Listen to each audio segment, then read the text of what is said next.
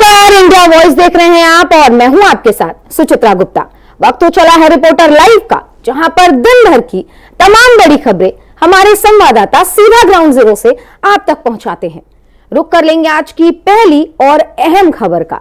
खबर दिल्ली से है, जहां विधानसभा चुनाव से पहले आम आदमी पार्टी आज से पूरे दिल्ली में जनता के साथ रेवड़ी पर चर्चा कार्यक्रम की शुरुआत कर रही थी। आपको बता दें कि आज ही से ये शुरुआत भी की गई है, लेकिन क्या कुछ इस प्रोग्राम में खास होने वाला है, इसकी तमाम जानकारी दे रहे हैं हमारे सहयोगी कमल किशोर। लोकसभा चुनाव से पहले आम आदमी पार्टी नया अभियान शुरू करने जा रही है। पूर्व मुख्यमंत्री और पार्टी के राष्ट्रीय संयोजक अरविंद केजरीवाल शुक्रवार को रेवड़ी पर चर्चा कैंपेन को लॉन्च करने जा रहे हैं।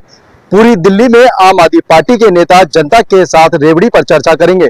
दरअसल आम आदमी पार्टी की सरकार की ओर से चलाई जा रही मुफ्त वाली स्कीमों को भारतीय जनता पार्टी ने रेवड़ी कल्चर कहकर हमला किया था, जिसमें केजरीवाल अब इसे अपने लिए हथियार बना चुके हैं। वह जोर शोर से अपना जनसभाओं में कहते हैं कि अब दिल्ली में जनता के मुफ्त बिजली, मुफ्त शिक्षा, मुफ्त इलाज, महिलाओं को मुफ्त बस सफर जैसी 6 रेवड़ी दे रहे हैं। हाल में दिनों में अरविंद केजरीवाल ने दिल्ली की जनता को यह भी कहा कि दिल्ली यदि उन्होंने भारतीय जनता पार्टी को जितवा दिया तो मुफ्त वाली योजनाओं को बंद कर दिया जाएगा। ऐसे में नए कैंपेन के तहत एक तरफ जहां केजरीवाल जनता के बीच यह गिनवाएंगे कि उनकी सरकार क्या क्या मुफ्त दे रही है, तो दूसरी तरफ उन्हें यह भी बताया जाएगा कि भाजपा इनका विरोध करती है और सरकार में आई तो स्कीमों को बंद भी कर देगी। वीडियो जर्नलिस्ट के साथ मैं कमल किशोर, इंडिया वॉइस दिल्ली। एक और जहां दिल्ली में बढ़ते प्रदूषण को लेकर बीजेपी और आप एक दूसरे पर आरोप लगाती रहती है, उसी बीच दिल्ली सरकार को सुप्रीम कोर्ट से प्रदूषण के मामले पर फटकार लगाई गई है। क्या कुछ सुप्रीम कोर्ट ने कहा है, इसकी तमाम जानकारी दे रहे हैं हमारे सहयोगी अजय चौहान। प्रदूषण को लेकर के आज सुप्रीम कोर्ट में सुनवाई थी। बताते कि सुनवाई को लेकर के पिछली सुनवाई को लेकर के जिस दिल्ली सरकार और केंद्र सरकार को फटकार लगाई थी, वही बता दें आज सुनवाई के दौरान कई सवाल पूछे गए थे दिल्ली सरकार से भी।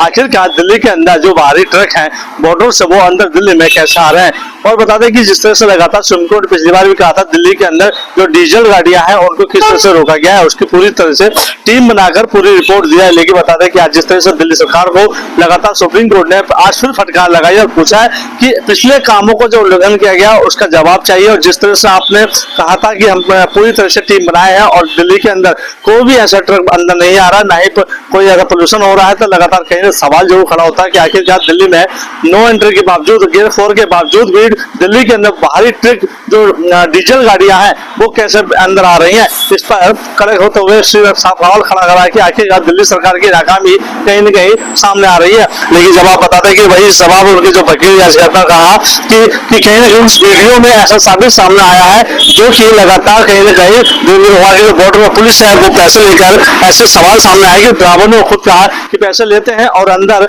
एंट्री कराते हैं। तो आखिरकार दिल्ली का पोल्यूशन किस तरह से रोका जा सकता है, अब अगली सुनवाई में देखना होगा। आखिरकार आज की सुनवाई के बाद क्या दिल्ली सरकार पूरी तरह से दिल्ली के बॉर्डर जो होगा, दिल्ली शहर के अंदर जितने भी पोल्यूशन जैसी गाड़ियां अंदर आती हैं या दिल्ली के अंदर जो पोल्यूशन गाड़ियां उनको कैसे रोका जाए, क्योंकि दिल्ली में पूरी तरह से हवा जो है कहीं ना कहीं जहरी होती नजर आ रही है। अगर बात करें पोल्यूशन की तो लगातार 400 पार से ऊपर होता नजर आता है। यानी कि देखना भी होगा कि भगवान भरोसे क्या बारिश होगी या फिर कहीं ना कहीं दिल्ली सरकार कोई और नया उपाय सोचेगी। दिल्ली से अजय चौहान, इंडिया वॉइस। कल देश के लिए एक बड़ा दिन होने वाला है, जहां महाराष्ट्र और झारखंड के विधानसभा चुनाव के नतीजे आएंगे। इसी बीच आपको बता दें कि उत्तर प्रदेश के 9 सीटों पर उपचुनाव के भी नतीजे आने हैं। इसे लेकर अखिलेश यादव ने उपचुनाव के मतगणना को लेकर एक बड़ी अपील की। क्या की है अखिलेश यादव ने यह अपील, इसके बारे में तमाम जानकारी दे रहे हैं हमारे सहयोगी मोहम्मद आसिफ। अध्यक्ष अखिलेश यादव ने अपने नेताओं और कार्यकर्ताओं से मतगणना के दौरान सतर्क और चौकसी बरतने की अपील किया है। सपा अध्यक्ष ने नेताओं को जोश भरते हुए यह भी कहा गया है कि उनकी नैतिक जीत हो चुकी है, प्रमाण पत्र लेना बाकी है। सपा अध्यक्ष ने इसलिए अपील किया है कि कहीं न कहीं उन्हें मतगणना के दौरान गड़बड़ी की आशंका है। दरअसल कल यानी शनिवार को किस्मत का पिटारा खुलेगा। यूपी में हुए 9 सीटों पर उपचुनाव का रिजल्ट आएगा। यह रिजल्ट किसके लिए भारी रहता है और किसके लिए खुशियों भरा रहता है या कल ही पता चलेगा। लेकिन सपा प्रमुख अखिलेश यादव ने एक्स पर पोस्ट किया और कहा कि उनके नेता, कार्यकर्ता और पदाधिकारी पूरी तरह से सतर्क रहेंगे, मतगणना में किसी भी तरह की धांधली न हो इसकी वह निगरानी करते रहेंगे। और साथ ही साथ सपा प्रमुख अखिलेश यादव ने यह भी कहा है कि जिस तरह से वोटिंग हुई है, बीडीओ के लोगों ने उन्हें बढ़ चढ़ कर वोट दिया है, इससे उनकी नैतिक जीत हो चुकी है, बस प्रमाण पत्र लेना बाकी है। लेकिन अब कल काउंटिंग के बाद सारी स्थिति साफ हो जाएगी कि किसकी नया डूबी है और किसे जनता ने सुल्तान बनाया है। सहयोगी फैज के साथ आसिफ बेग, इंडिया वॉइस, लखनऊ। अगली खबर मैनपुरी से है, जहां करहल विधानसभा सीट पर उपचुनाव में मतगणना की तैयारी पूरी कर ली गई है। क्या कुछ प्रशासन की तरफ से तैयारियां की गई है, इसके बारे में तमाम जानकारी दे रहे हैं हमारे सहयोगी मुकेश कुमार। करहल विधानसभा पर उपचुनाव संपन्न हो गया है। मतदान होने के बाद अब जो है कल यानी दिन शनिवार को और 23 नवंबर को परिणाम आने हैं, जिसको लेकर जहां बात की जाए तो मंडी परिसर में सुरक्षा व्यवस्था के पुख्ता इंतजाम किए गए हैं। सीसीटीवी कैमरे की निगरानी रखी जा रही है और किसी भी बाहरी व्यक्ति को अंदर मंडी परिसर में प्रवेश नहीं दिया जाएगा, क्योंकि पूछताछ और एंट्री रजिस्टर में एंट्री दर्ज करानी होगी, उसके बाद ही अंदर जाने की अनुमति है। तो वहीं समाजवादी पार्टी के जो सैनिक प्रकोष्ठ के लोग हैं वह भी लगातार ईवीएम सुरक्षा में लगे हुए हैं। तो वहीं सीआरपीएफ की निगरानी में ईवीएम स्ट्रांग रूम के बाहर उनकी ड्यूटी लगाई गई है। और जो अभी आईजी का यहाँ मंडी परिसर में सुरक्षा व्यवस्था को लेकर दौरा था, उन्होंने सारी व्यवस्थाओं को बारीकी से देखा है और बताया है कि कल सुबह मतगणना होनी, जिसको लेकर कुछ अधिकारियों के साथ उनकी चर्चा भी हुई। उन्होंने कहा है किसी भी तरीके से कोई भी चूक नहीं होनी चाहिए, जो मतगणना होनी है उसको लेकर पूर्ण रूप से पुलिस प्रशासन की तैयारी कर ली गई है। मैनपुरी के जिलाधिकारी अंजनी कुमार सिंह और पुलिस अधीक्षक विनोद कुमार सिंह द्वारा इस मतगणना को शांतिपूर्ण ढंग से संपन्न कराए जाने को लेकर लगातार मंडी परिसर का निरीक्षण भी किया जा रहा है। और तो वहीं सुरक्षा व्यवस्था की जो बात की जाए तो यहाँ बिल्कुल पूरा बैरिकेटिंग किया गया है, उस एरिया को सील किया गया है और वह जो बैरिकेटिंग है वो कल ही खोली जाएगी और उसके बाद मतगणना शुरू होगी। मैनपुरी से इंडिया वॉइस के लिए। अगली खबर प्रयागराज से है। प्रयागराज की फूलपुर उपचुनाव की जो सीट है उस पर मतगणना से पहले, जी हां, काउंटिंग से पहले समाजवादी पार्टी के प्रत्याशी मुस्तबा सिद्दीकी ने एक प्रेस कॉन्फ्रेंस की और काउंटिंग में धांधली होने की आशंका जताई है। लेकिन इस दौरान मुस्तबा सिद्दीकी ने क्या कुछ कहा है, इसकी तमाम जानकारी दे रहे हैं हमारे सहयोगी शोएब रिजवी।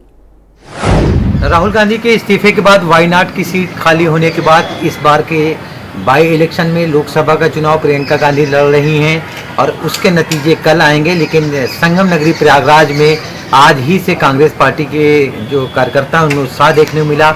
जो उनका पैतृक आवास है आनंद भवन, उसके गेट पर एक पोस्टर और होर्डिंग लगाई गई है जिसमें लिखा गया है इंदिरा इज बैक। तो कह सकते हैं कि इंदिरा गांधी से तुलना की गई है प्रियंका गांधी की और ये अग्रिम बधाई भी दी गई है वायनाड से जीत के लिए, क्योंकि इंदिरा गांधी एक तरह से राजनीति में लंबे समय से ज़रूर थी लेकिन अभी तक किसी सदन की सदस्य नहीं थी।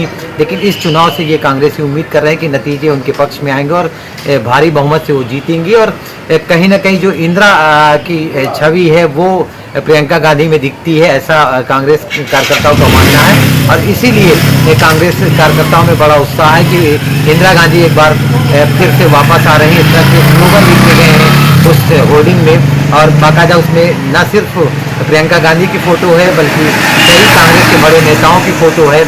यहाँ के जो स्थानीय कांग्रेस कार्यकर्ता हैं उन्होंने ये आनंद भवन के बाहर होर्डिंग लगाई है जिसमें इस तरह के स्लोगन लिखे गए हैं।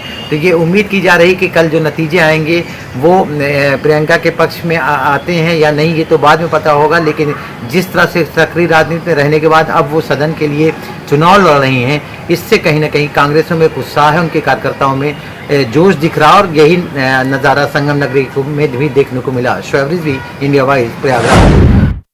वहीं केदारनाथ विधानसभा उपचुनाव जो हुए थे उसके लेके भी कल ही मतगणना होनी है और प्रशासन की तरफ से कई तरह की तैयारियां भी कर ली गई हैं। लेकिन प्रशासन ने क्या कुछ तैयारियां की है मतगणना से पहले, इसकी तमाम जानकारी दे रहे हैं हमारे सहयोगी अभय कैंतुरा। विधानसभा चुनाव के लिए जो मतदान हुआ था उसकी कल मतगणना होगी। मतगणना के लिए पूरी तैयारियां यहाँ पर हो चुकी हैं।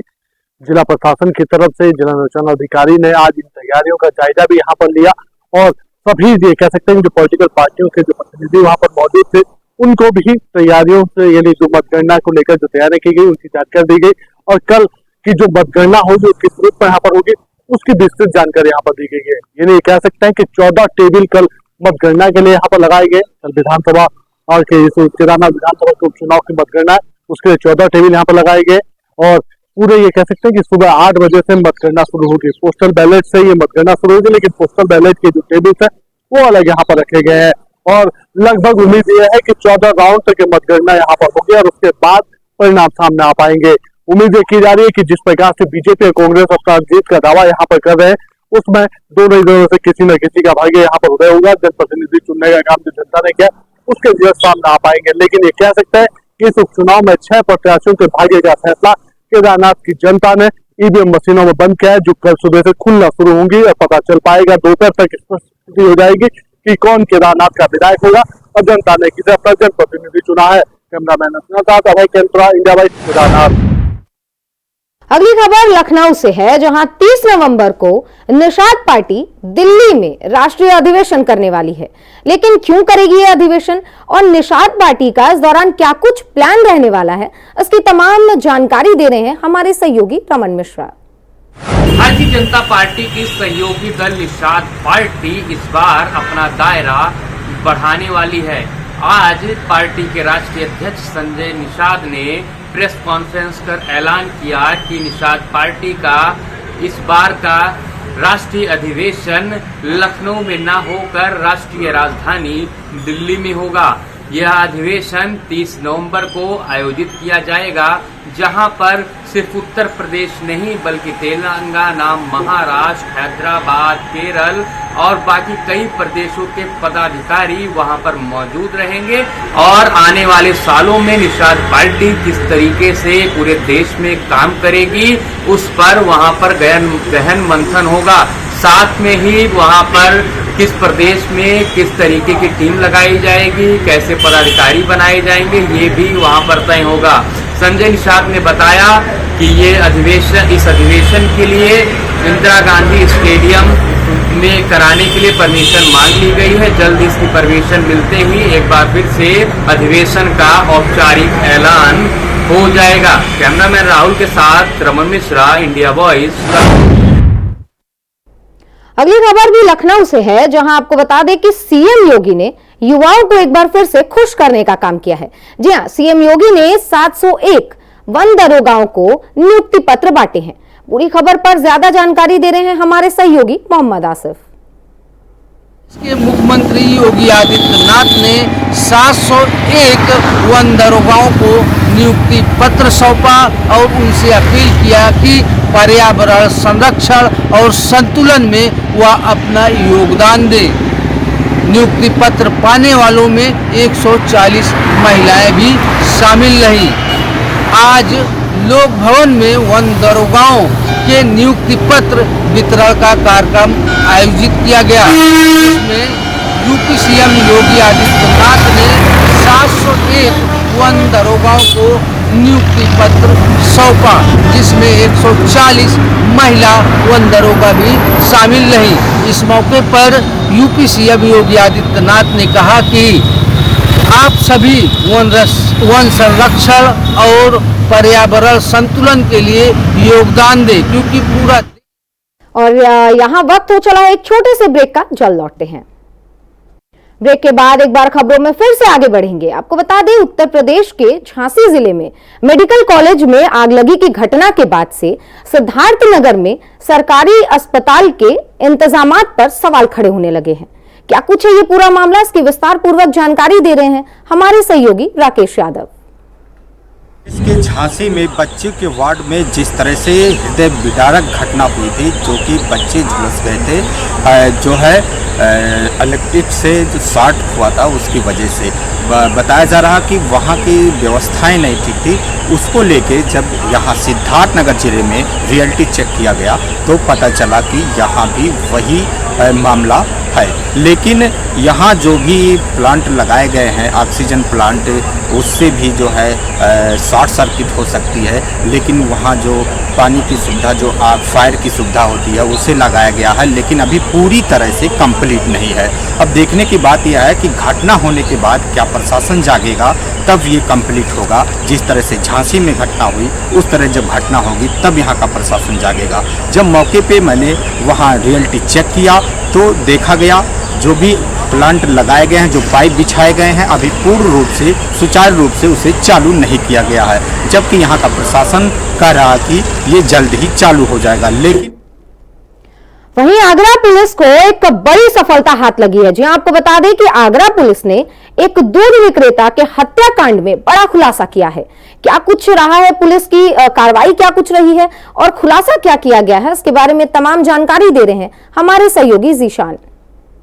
फतेहाबाद पुलिस को बड़ी सफलता मिली है। आपको बता दें कि मध्य प्रदेश में लूट की घटना को अंजाम देने के बाद वह आगरा में छिपकर रह रहे थे। वहीं दूध विक्रेता पर उनको मुखबरी का शक था, जिसके बाद दूध विक्रेता की दोनों आरोपियों ने गोली मारकर हत्या कर दी।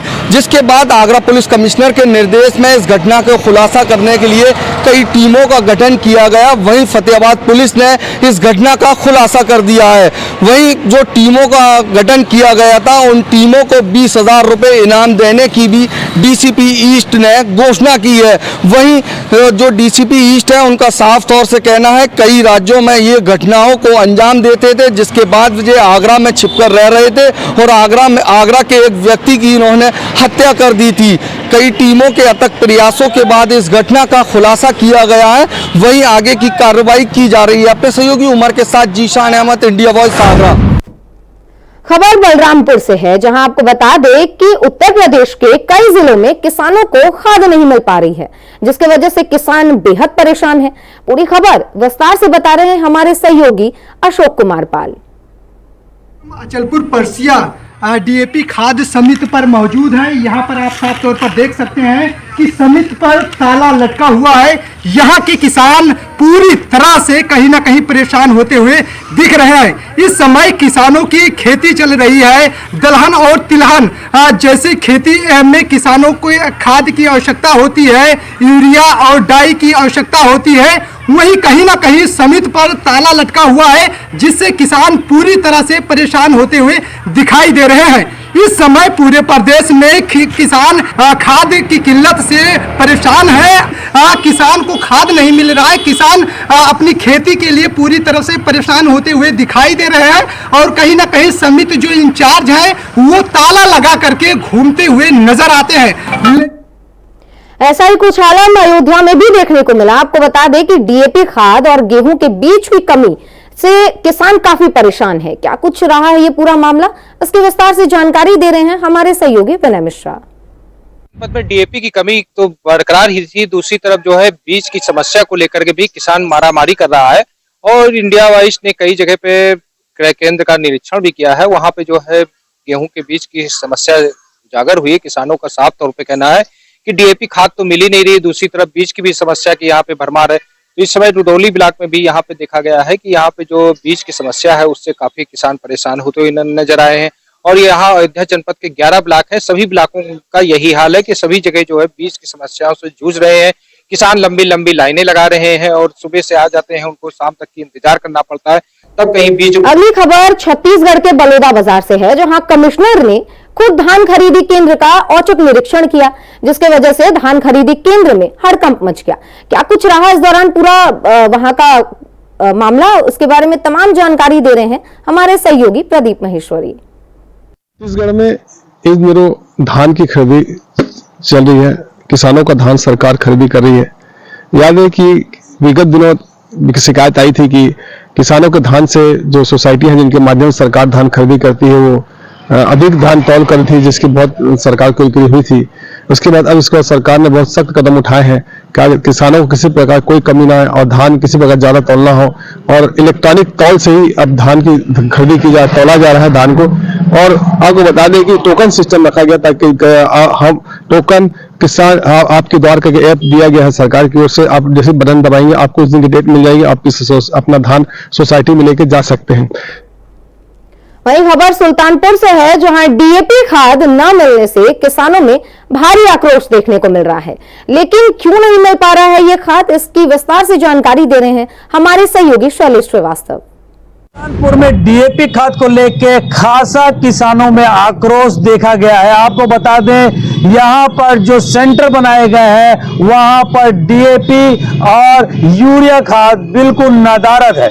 किसान सुबह से ही बारी बारी आकर पता कर रहे हैं कि डीएपी खाद कब मिलेगी और उन्हें खेत में छिड़कने का अवसर कब मिलेगा। आपको बता दें, बहुत से किसानों ने बताया कि बिना डीएपी खाद के ही खेतों में गेहूं की बुआई कर दी गई है। अब ऐसे में गेहूं जो बुआई की गई है वो। अगली खबर मेरठ से है, जहां बेसिक शिक्षा अधिकारी के कार्यालय से बाबा साहब डॉक्टर भीमराव अंबेडकर की तस्वीर गायब हो गई, जिसके बाद से सभी हैरान हैं। लेकिन ये क्या रहा है पूरा मामला, इसकी तमाम जानकारी दे रहे हैं हमारे सहयोगी शाहरुख सैफी। शिक्षा अधिकारी कार्यालय में बाबा साहब भीमराव अंबेडकर के चित्र गायब होने को लेकर राष्ट्रीय शैक्षिक महासंघ के शिक्षकों ने यहां पर हंगामा काट दिया। जमकर प्रदर्शन हुआ और कहा गया कि जब सरकार बाबा साहब भीमराव अंबेडकर को मानती है तो उसके बाद भी यहाँ से उनका चित्र गायब क्यों है। उसी को लेकर के उन्होंने आशा चौधरी बेसिक शिक्षा अधिकारी का ऑफिस घेर लिया और कहा कि अभी के अभी यहाँ पर चित्र लगाया जाए। इस चीज को लेकर के बेसिक शिक्षा अधिकारी ने अपनी गलती स्वीकारते हुए कहा कि मैं जल्दी ही इस चित्र में को यहाँ लगवा देती हूँ, लेकिन वो नहीं माने। इसको लेकर के काफी हंगामा हुआ और उन्होंने खुद ही बाबा साहब भीमराव अंबेडकर का चित्र ला करके बेसिक शिक्षा अधिकारी ऑफिस में लगाया। उसके बाद वो लोग शांत होने के बाद वहां से गए। मेरठ से इंडिया वॉइस के लिए। अगली खबर दिल्ली से है, जहां सुप्रीम कोर्ट ने आज ज्ञानवापी मामले में सुनवाई की।